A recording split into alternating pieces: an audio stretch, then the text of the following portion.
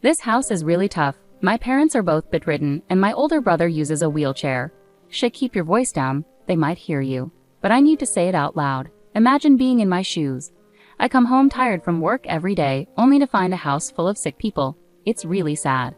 Lately, when my husband gets home, he starts complaining right away. I'm scared his complaints will wake my in-laws and Bill, who are sleeping in the other rooms.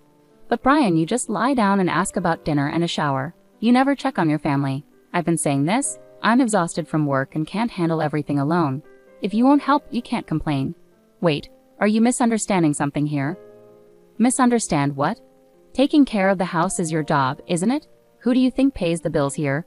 Don't act like you're better than me. You couldn't survive without me.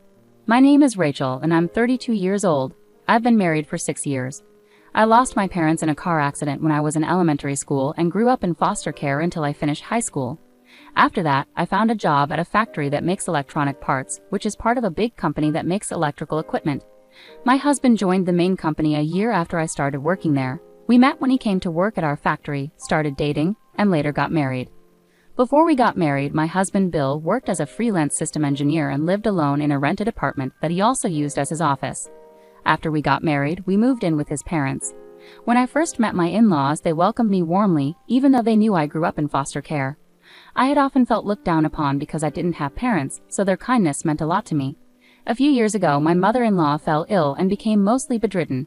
I decided to quit my job and became a full-time homemaker to take care of her. On her better days, she taught me how to do household chores, which I wasn't very good at. Now I have 2 sons, and I always wanted to cook together with my daughter-in-law someday.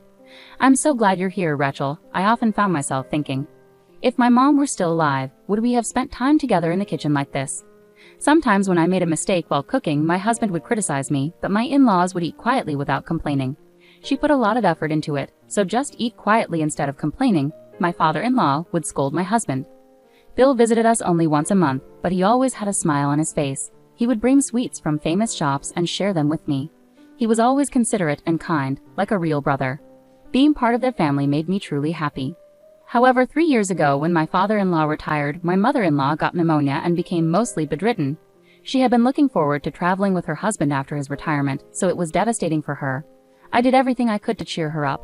My father-in-law, now retired, took an active role in caring for her. Bill also came over to help out, and slowly but surely, her smile returned. The next year, my father-in-law also fell ill. He spent about 2 months in the hospital, and like my mother-in-law, became mostly bedridden. Surprisingly, my husband didn't visit him in the hospital, but Bill visited often and helped care for him, which was a huge relief. Taking care of his father without complaint is only natural, Bill would say to me. On the other hand, my husband hasn't been helping with my mother-in-law's care at all, not even when I'm at the hospital. I have a job, you know. It's not like John's laid-back situation where he can stay at home, my husband argues. It frustrates me, but with John's help, we managed while my father-in-law was in the hospital. Now, though, we have to take care of both of them. I thought it was normal to care for my in-laws, but it's disappointing that my husband isn't cooperative at all. Hey, could you pitch in a bit on your days off? I asked him. I think it would make your mom and dad happy. I don't have time for that, he replied. John doesn't even live here, but he always comes to help out. Why don't you do anything when you live here? That's because he doesn't live here. Be grateful I'm even staying here, my husband retorted. As time passed, my husband's language grew even harsher. I never realized he could be so hurtful, and my disappointment only deepened. John's visits to check on his parents and help with shopping and chores were a huge relief. I was starting to adjust to this routine, hoping we could make it work. But then John had a car accident and suffered a severe spinal injury. Now he's in a wheelchair. Why does everything bad keep happening? I lamented, feeling very upset. With John now in a wheelchair, he had to move back in with his parents. Another mouth to feed. Great.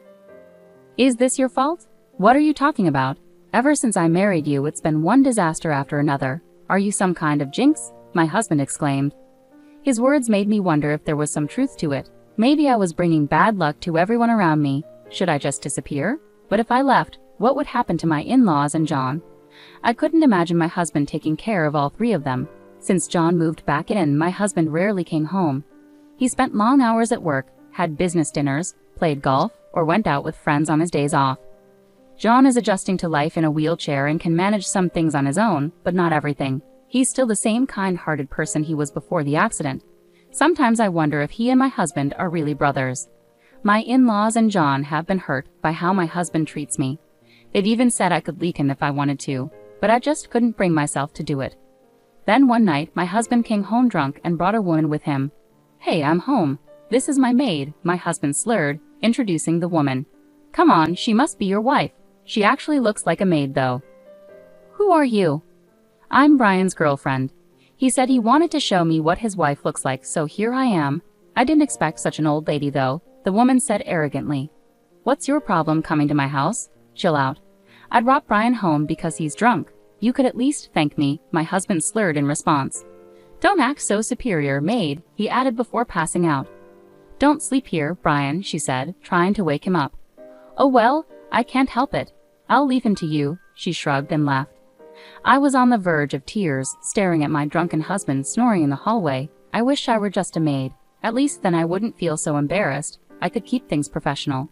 The next morning, I confronted my husband about bringing a woman home. "What's the big deal?" "I'm hungover this early in the morning, you know." "The woman who came back with you yesterday said she was your girlfriend." "She said that, huh? Is it true?"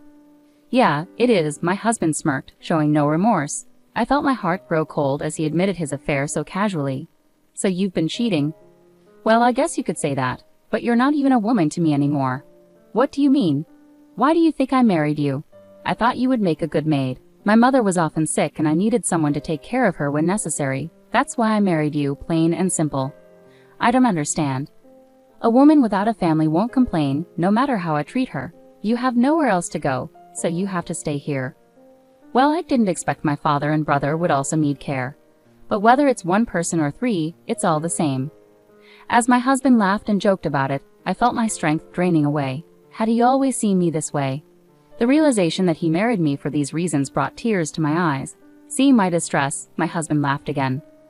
"I'll leave you here, so make sure you take good care of them and don't complain about whatever I do outside. You don't have the right to do that. You're just a housekeeper and a caregiver," my husband declared. I was too exhausted to argue further, and leaving wasn't an option either.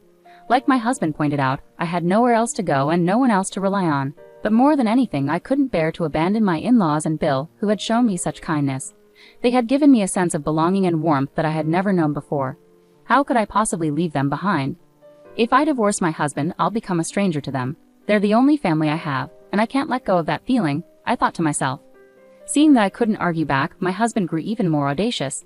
He didn't hesitate to use foul language in front of my in-laws and Bill. "I'm so unlucky, burdened by these three. I need to blow off some steam or I can't take it anymore," he complained. From my perspective, he wasn't doing anything to help around the house or with caregiving. Instead, he did as he pleased, including having affairs. It seemed like he was enjoying himself while I struggled. "Oh, well, I'm taking my paid leave next month and going on a trip." "A trip to Hawaii with my girlfriend," my husband announced. "What? So it's a vacation with your girlfriend while I handle everything at home?" I responded incredulously. "You're technically my wife, but you're not my main woman. You're just a caregiver, so this isn't an affair trip." "It's a trip with my main woman," he explained casually. I was left speechless by his brazen declaration. There was no use arguing with him anymore, and honestly, I didn't have the energy to argue or even feel angry anymore. I see. Do as you wish," I replied quietly. His announcement about going on a trip with his girlfriend didn't stir a hint of jealousy in me. It made me realize once again that I had no feelings left for my husband. The only reason I stayed was for my in-laws and Bill. I couldn't bear to leave them behind. That was all that mattered to me. My husband proudly shared his plans for a trip with his mistress with his family. But my in-laws and Bill looked at him with cold eyes. So the following month, my husband left on his affair trip, full of excitement. "You take care of the three of them without any trouble. That's all you're good for," he told me before leaving. Instead of feeling angry, I felt relieved that I wouldn't have to listen to his sarcastic remarks for at least a week. That night, I enjoyed a peaceful evening, and my in-laws and Bill seemed a bit happier. And then I slept well. The next morning, I woke up late and rushed downstairs. Oh no, I overslept. You must all be hungry. But when I rushed into the living room, I was stunned by what I saw. It felt surreal, as if I were still dreaming. Was this real? I had seen this scene so many times in my dreams. "What's the matter, Rachel? You look like you've seen a ghost," Mama said with a smile. "I think I need to wake up properly," I mumbled, turning to go back to my bedroom. "You're definitely awake, Rachel. This isn't a dream. We're in the middle of a strategy meeting," Mama reassured me. In the living room, there was a whiteboard set up, and Bill was standing in front of it, writing something. The board read, "Escape Plan." I couldn't believe my eyes. Why was Bill standing? Where was his wheelchair? I glanced around and noticed it folded up in a corner of the hallway. Come on, Rachel, don't just stand there. Come sit at the table, Mama urged me. Isn't this a dream? I asked, still trying to grasp the reality of the situation. Well, shall we execute the plan? Phil said with a mischievous smile, standing up. Mama also rose from her seat, ready to follow him. I nearly collapsed seeing the three of them, who were supposed to be frail and bedridden, standing before me. And then a whirlwind week unfolded. When my husband returned from his trip, he called with an excited voice. I'm at the airport now, heading home with my girlfriend. Have dinner ready. She'll be living with us from now on. Don't worry, you'll stay right here, taking care of us, playing the role of a housemaid for both me and her. Oh, I see. Do as you wish, I replied quietly. Then you're a pitiful woman, you know. You can't even complain when your husband brings another woman home. You have nowhere else to go, no family to rely on. You're stuck clinging on to me. Anyway, keep on serving me, he taunted. He seemed to be reveling in his own satisfaction, pleased that everything was going according to his plan. I remained silent. An hour later, I received a frantic call from him, a stark contrast from his earlier tone. What? What's going on? What do you mean there's a stranger in our house? Oh, they must have moved in, I replied calmly. Who are they? What are you talking about? Well, it's a rental property, isn't it? Once we moved out, it's rented to someone else. The real estate agent said he appreciated how well we kept the place clean, my husband explained. What do you mean, we moved out? Our home was a rented single-family house we moved into when we got married. It was meant for us and my in-laws, with Phil covering the rent, I clarified. Indeed, most of our living expenses were covered by Phil. Initially, my husband contributed to utilities and other costs. However, as my mother-in-law and Phil's health declined, he started withholding his contributions, arguing that his presence alone was enough support. Bill had reservations about his brother's behavior but didn't feel he could say much after moving out. Then he had a traffic accident that left him partially paralyzed initially. He believed it would be a permanent condition but began recovering surprisingly quickly, though it seemed temporary. This prompted him to move back in with his parents. Despite my in-laws actually improving in health, Bill and Mama pretended to still be frail to deceive my husband. They started planning to leave the house, with Bill's help being crucial for their scheme. This led him to return home. My in-laws had secretly purchased a retirement home with their savings and retirement funds, preparing for the future. Bill handled all the paperwork while they decided on their move. Upon discovering my husband's trip with his mistress, they decided it was time to put their plan into action. I was completely taken aback when they revealed their plan to me. To make matters better, they had already arranged a place for me to stay, they said. I apologize for keeping this from you as well, Rachel. I thought you might not be able to keep this secret because you're such an honest person. There's no way to thank you enough for everything you've done for us, my in-laws said as they held my hand and smiled. I wish I could spend more time with them, I said tearfully. You have your own life, dear. You don't have to be tied down to us. My parents are in good hands with me around, Rachel. You don't have to worry about a thing. But you know you're always welcome to visit. You mean more to us than a real daughter. We sincerely pray for your happiness. I was so overwhelmed with gratitude and happiness that I couldn't stop crying. When I told my husband about this, he was speechless. He must have turned pale, as he had his eyes on my Phil's retirement funds. He used to tell me to get hold of my Phil's bank card. Now he realized that's not going to happen. Where am I supposed to live? What about my stuff? He demanded. You didn't have much stuff. The furniture and appliances belonged to my Phil. Your parents sold your belongings, including expensive bags and watches, and gave me the money as a down payment for alimony, I explained. Down payment for what? He asked, bewildered. It's alimony for all the verbal abuse you've subjected me to.